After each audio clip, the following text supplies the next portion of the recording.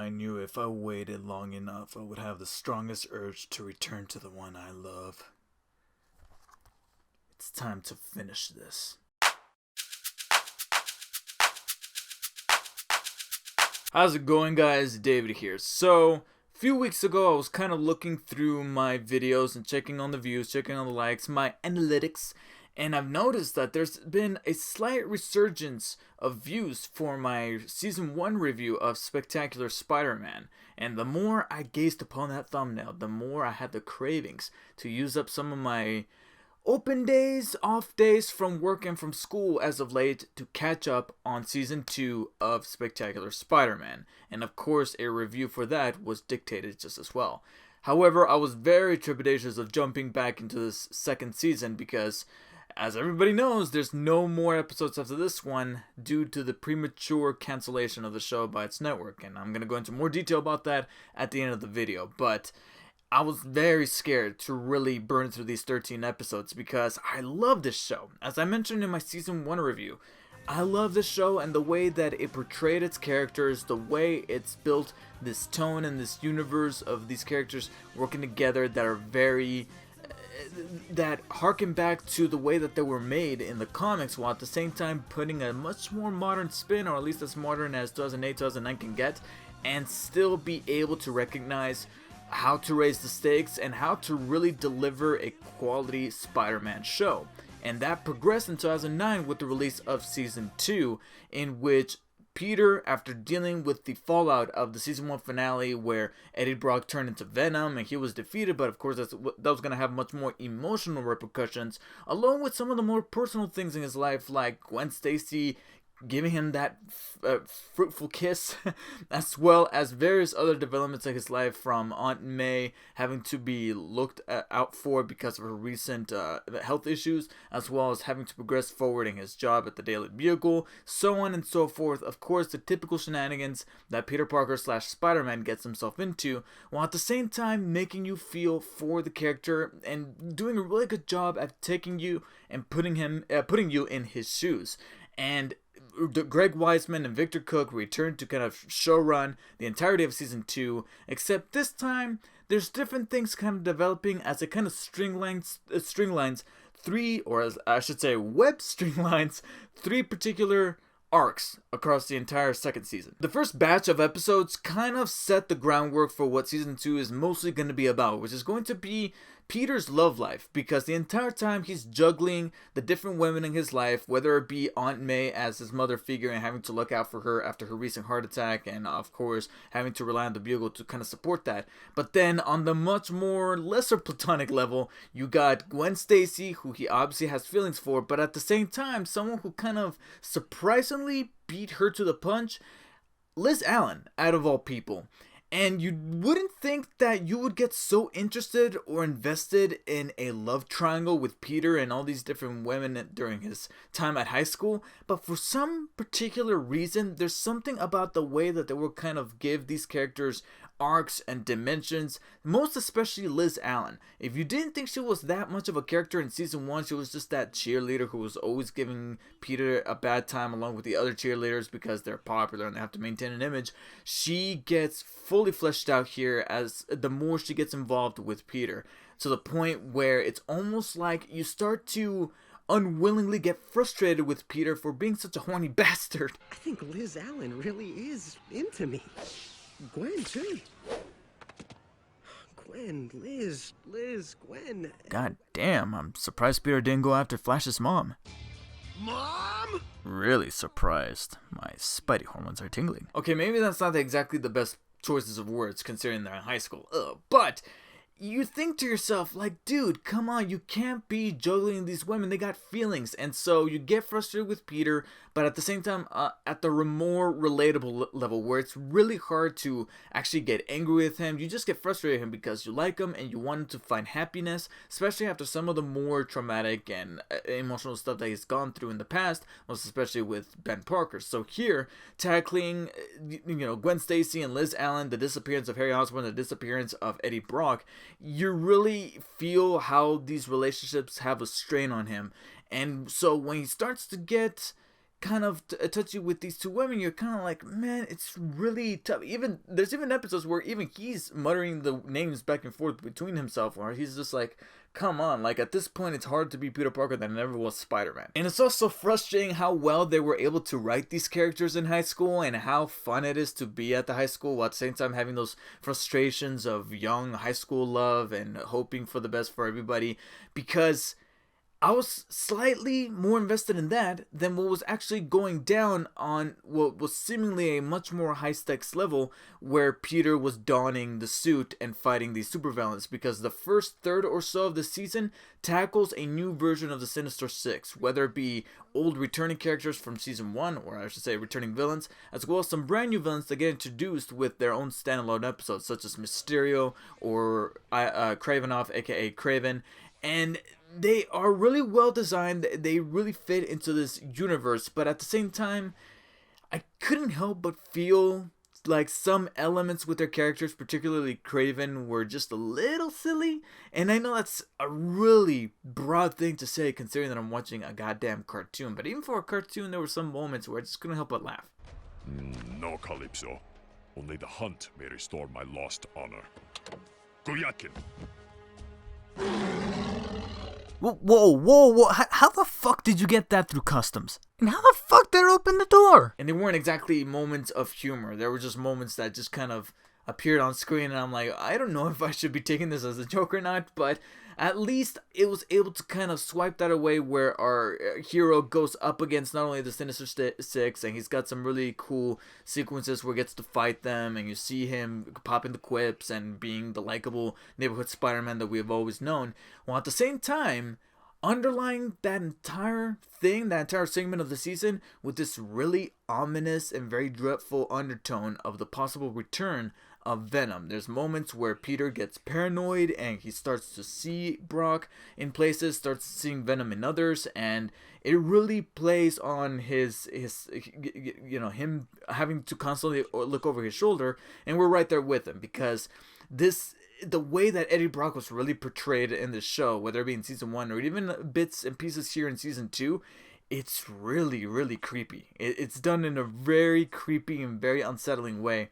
And the voice actor behind Eddie Brock, he really nails it. I'm really glad that he was able to kind of return here and really kind of stretch his voice muscles here, besides the actual physical muscles in your throat, to really hit home just how evil and creepy and just a freak of nature Eddie Brock / Venom really is. It's just a shame that subplot gets ended a little too early. I think it blows its load a little too early. And quite frankly, I feel like I wouldn't be saying that too much if the second act of this season, or at least the middle portion, didn't feel slightly padded to me, because they bring in this gang war type of plot where you have multitude of people trying to fight over New York as their own ground turf, whether it be legitimate gangs or mobsters, some of which include Hammerhead and even Silver Sable and her father, as well as even Dr. Octopus and a couple of other people who aren't really interested at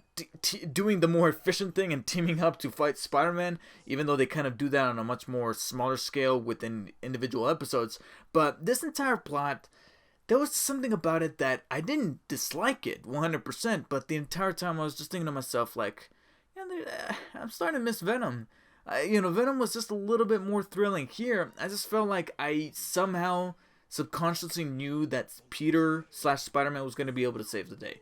And it never provided the same kind of tension or stakes raising as what Venom really did, because of how Venom knew that who Peter was and who Peter cared about, most notably of how he mentioned at the end of the episode who he knows who he loves the most, and that really hit a stronger nerve, I guess you could say, for both Peter and for me as a viewer. And so bringing in this whole gang war thing, it was just kind of like a way to kind of fill in those 13 episodes. However, even with that, the show is still charming and witty and heart-filled and exhilarating enough for me to kind of overlook those things, because like I said, within each episode there was still enough things kind of going for it, whether it be with the action, with the fighting, with the animation styles, or even with the humor. I gotta be honest, I think season 2 has to be the funnier season of the two because there were so many scenes that I just keep playing back in my head and I crack up every time. We'll squash the bug. Squash the bug! Squash the bug! Don't you know any other tunes? A date, but not a date. Are we on a ride-along or a ride-along? Yikes. Lock your chimneys, folks. How are you always wherever I'm doing a job? What do you got, some kind of spider sense or It's something? funny you should say that. In fact, they got so creative with the humor that they included a really funny running joke of this guy not being able to get a word in twice. Don't say it. In almost every single one of those episodes that I was kind of complaining about being slightly padded or filler-ish, they had those moments in there. There was like a good handful or so moments of there being something really funny, or an action sequence that was really cool and had me invested, or like I said, something kind of being kind of tense between Peter and Gwen, Peter and Liz, some other characters in Peter's life that get kind of brought back that you thought disappeared in season 1. They get brought back forward here in a way that you weren't expecting. Little touches that they would kind of inflict here and there, even within these episodes that weren't affecting the overall major plot, they still had something kind of going for them. So you think to yourself, like, okay, the writers, the directors, everybody involved, they weren't tone deaf. They needed a second plot before they got to the third one to kind of close out the season, but at least they were able to kind of tweak little things to make me go, you know what? I don't think to myself I would ever just flat out skip any of these episodes should I rewatch season 2 again. Yet another Oscorp sensor system for the vault. Selena. Shots fired. And what's also able to kind of elevate this more is that sprinkled throughout this second portion of the season, they were able to kind of extrapolate certain ideas and get kind of creative. Like there's an episode where almost every commercial cut or ever so often is kind of bookended by a video testimonial to give it kind of like that found footage quality to it. Or there's another episode that has an opera theme to it, and another one that had a theatrical theme, as well as various other things that they kind of take liberties with. One involving Ben Parker's killer that I was just not really expecting, and I've watched this before, and rewatching it again, I'm like, oh yeah, I forgot they actually decided to go through with that. And it was something that I wish could have been done on a bigger scale outside of just the one episode. But it was interesting enough for me to remember it and go, wow, that was cool. Do more of that. And since season 1 was all about the origin of some of these supervillains, as well as setting the groundwork with how Peter's life works as both Peter and Spider-Man, here in season 2 they had to add a second layer to kind of give a really good proper sense of passage of time to make the stakes go higher, where it's like, okay, well, I guess Peter, he still has to deal with typical day-to-day stuff, so how is it when those day-to-days start to go by rather quickly? And one of the interesting concepts, along with those video testimonials that I was talking about, was that Victor Cook and Greg Weissman made it clear that every season, should it have progressed, would have tackled a different quarter of Peter's school life. And season 1 was all about the summertime, kind of coming back from summer vacation. In fact, I believe episode 1 starts off like how I started my summer vacation by Peter Parker. So season 2 was going to tackle all of those hefty holidays that happen at the most crucial time of the year. They're tackling Christmas, New Year's, Valentine's, and it's all tied in with the themes and the things that are happening within the show. And at the same time, they do a really good job of using them in creative and clever ways. Nothing's worse than watching season 2 of Spectacular Spider-Man during the summertime, because the more I kept watching it, the more I was craving the snow and hot cocoa and how much I would want it to be Christmas again. Kinda, sorta. I don't like the public crowds. I don't like how many people are out there and how much traffic there is, but I do like that homey feeling of Christmas where you're with your loved ones and you got that coffee, you don't even need gifts, and I'm being super mushy right now. I gotta stop. So I guess at this point I better bring up another criticism that I have of season 2 to kind of balance this out, because season 2 wraps up with its third act involving the Green Goblin once more. Similar to how it was able to bookend the beginning of season 2 with the last thing that we were left with, Venom, here we bring back the Green Goblin storyline back to in a similar vein like the comics would. So it would pay tribute to the comics, not just the way it would flesh out the characters, but also the way it would handle its storylines. And I guess similarly, certain storylines are going to feel a little bit padded within the comics, and that's how I kind of felt with the second act or the middle portion of this second season. So season 3, oh god, I wish. Act 3 of Season 2 would bring back the Green Goblin to a certain capacity where they shroud a veil of mystery, because they would often misdirect as to who the Green Goblin was, because it would make it clear that certain people weren't exactly the candidates to be the Green Goblin. It would try its best to kind of misdirect and throw you for a loop, and it was doing a rather cool job at doing that, to where I'm like, okay, similar to how you handled Ben Parker's killer, you're gonna do something similarly here, where you're gonna throw us for a loop and maybe none of the Osborns are the Green Goblin. That would be interesting.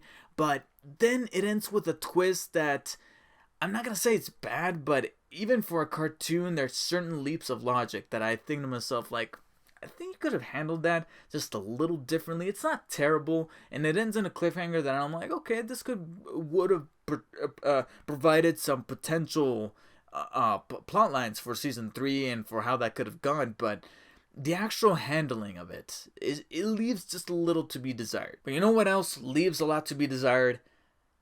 The fucking show for a season 3, because even with my slight qualms of the second season that I didn't find so frequent in season 1, I guess you could say that kind of justifies the term sophomore slump, where there were a couple things here and there that I'm like, okay, that wasn't found in season 1, and it was bound to happen in season 2. I paid in gold. That voice, Mark. Wait a minute, you recognize Mark's voice but not Peter's? I still didn't want this thing to end. It was still doing an excellent job at world building, at developing these relationships, of winning me over with its humor, investing me with its cool action and the fighting skills and the way Spider would use his intellect and try to thwart these villains, while at the same time making me go on a really fun roller coaster ride that makes me go all the way to the final episode and do that really heavy breath of just like realizing that, wow, there's no more episodes of this, because that's how heartfelt I felt about the show. And even though I had those things to say about season 2, it still planted so many seeds for what could have been in season 3, especially the way it ends, where you find our main trio that we started off the entire show with, Peter, Harry Osborn, and Gwen Stacy, in a particular predicament.